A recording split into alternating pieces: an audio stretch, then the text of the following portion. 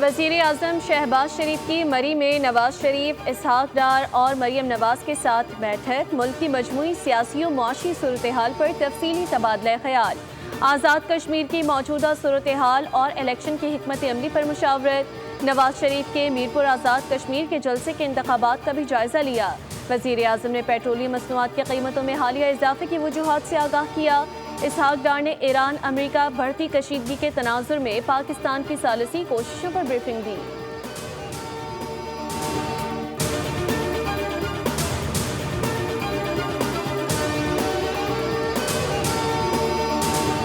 وانا میں دہشت گردی کی بڑی کوشش ناکام۔ سیکیورٹی فورسز نے شہری آبادی کو بڑی ممکنہ تباہی سے بچا لیا۔ سیکیورٹی ذرائع کے مطابق بارودی مواد سے بھری گاڑی خودکش حملے سے پہلے ہی تباہ کر دی۔ کارروائی میں ایک خارجی جہنم واصل اور 5 زخمی ہوئے۔ بارودی مواد بڑے دہشت گرد حملے میں استعمال کیا جانا تھا۔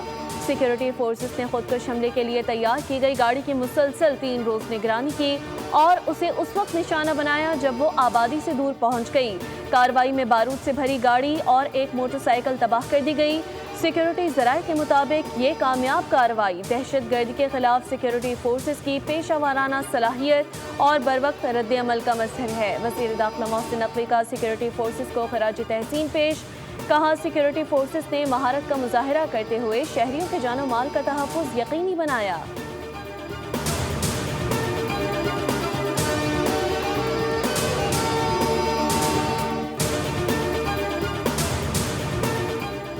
امریکی فوج کی مسلسل 7ویں رات ایران پر شدید بمباری، مختلف شہروں میں دھماکے، مزید 3 افراد شہید۔ امریکی سینٹ کام کے مطابق حالیہ کارروائیوں کا مقصد ایران کی فوجی صلاحیتوں کو مزید کمزور کرنا ہے۔ امریکہ نے ایران پر فضائی حملوں کا ایک اور سلسلہ مکمل کر لیا۔ ان حملوں میں نگرانی کے مراکز، فوجی لاجسٹکس کے بنیادی ڈھانچے، زیر زمین ہتھیاروں کے ذخائر اور بحری صلاحیتوں کو نشانہ بنایا گیا۔ یزد شہر دھماکوں سے گونج اٹھا۔ اہواز، لار، بندر عباس، سیرک، جزیرہ قشم اور امیدیہ میں بھی شدید بمباری کی گئی۔ ایرانی میڈیا کے مطابق حملوں میں ایران کے شہر جس میں بجلی تنصیبات ڈی سالینیشن پلانٹ کو نشانہ بنایا گیا۔ امریکی فوج نے 3 پلوں اور اہم سرنگوں کو بھی نشانہ بنایا، جس کے بعد صوبے میں متعدد شاہراہیں اور رابطہ سڑکیں بند کر دی گئیں۔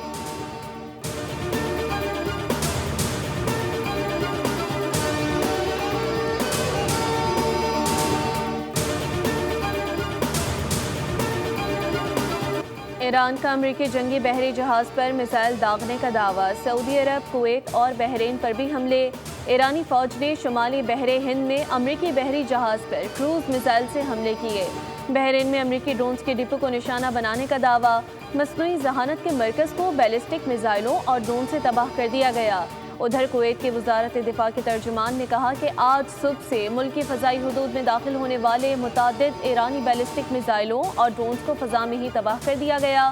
میڈیا رپورٹس کے مطابق اردن میں امریکی فوجی اڈے کو ایران نے میزائلوں سے نشانہ بنایا۔ حملے میں کئی امریکی فوجی زخمی۔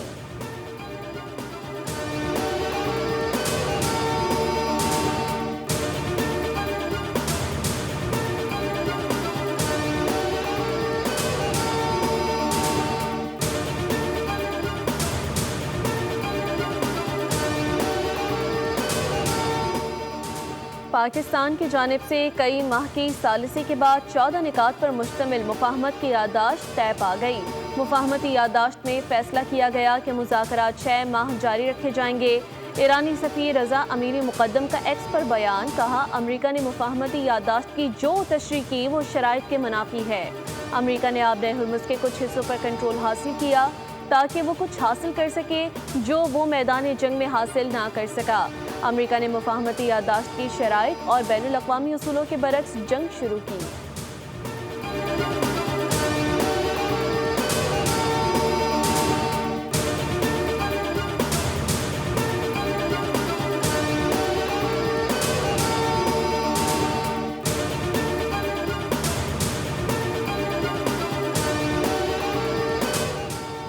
ایران کے سپریم لیڈر آیت اللہ مجتبی خامنئی کے مشیر میجر جنرل محسن رضائی نے خبردار کیا کہ مذاکرات اور جنگ ساتھ ساتھ چلنے کی پالیسی ختم ہو گئی۔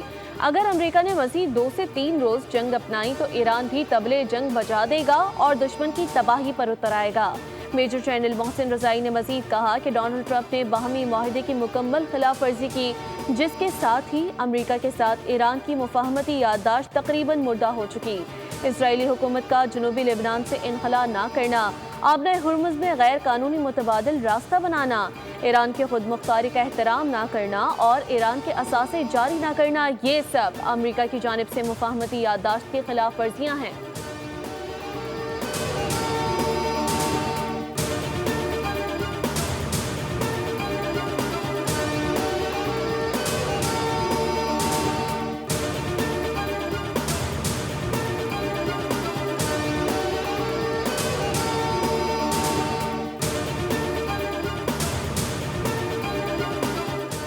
ایران نے ہرمزگان صوبے پر امریکی حملوں میں شہید ہونے والے شہریوں کی تصاویر جاری کر دیں۔ ایران کے وزیر خارجہ عباس عراقچی کہتے ہیں، امریکی حملوں میں شہید ہونے والوں کا خون رائے گاہ نہیں جانے دیں گے، آخری سانس تک وطن کا دفاع کیا جائے گا۔ ایرانی میڈیا کے مطابق شہداء میں 4 خواتین اور 2 معذور بھائیوں سمیت 4 مرد شامل ہیں۔ اسماعیل بقائی کا کہنا ہے کہ ہرمزگان صوبے میں اپنے غیر قانونی حملوں کے دوران امریکہ نے پلوں کو نشانہ بنا کر ایک اور کھلے جنگی جرم کا ارتکاب کیا اور 8 بے گناہ ایرانیوں کو قتل کر دیا گیا۔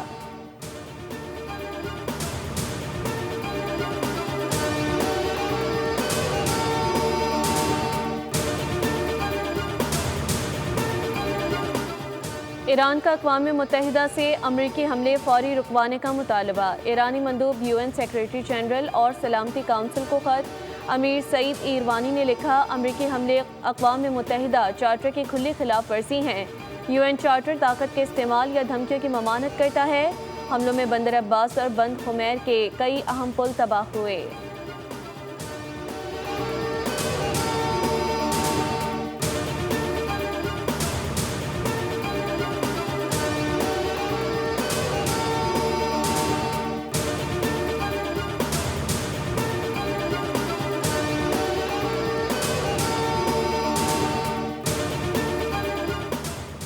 پاک فوج دہشت گردی کے خلاف جنگ میں قربانیاں دے رہی ہے۔ مولانا فضل الرحمان کا بیان سمجھ سے بالاتر ہے۔ اسپیکر پنجاب اسمبلی ملک احمد خان کا تقریب سے خطاب، کہا مولانا فضل الرحمان میرے لیے بہت قابل احترام ہیں۔ فوج کے سیاسی کردار پر بڑی تنقید کی جا رہی ہے۔ مشرف کو باوردی صدر تسلیم کروانے کے لیے مولانا نے بھی ووٹ دیا۔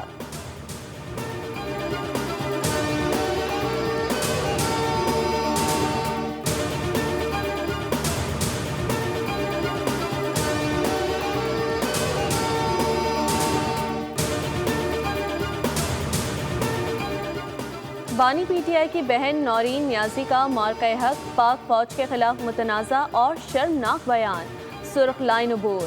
یوٹیوب انٹرویو میں نورین نیازی نے الزام لگایا کہ مارکہ حق افواج پاکستان اور مودی کا گٹھ جوڑ تھا۔ بھارت نے اسرائیل کے کہنے پر پاکستان پر حملہ کرنے سے گریز کیا کیونکہ پاکستان اسرائیل کو تسلیم کرنے جا رہا تھا۔ ماہرین کے مطابق یہ گمراہ کن بیان نہ صرف ذاتی مفاد پر مبنی ہے بلکہ بھارتی بیانیے کو تقویت دیتا ہے جسے بھارتی میڈیا پاکستان کے خلاف استعمال کرے گا۔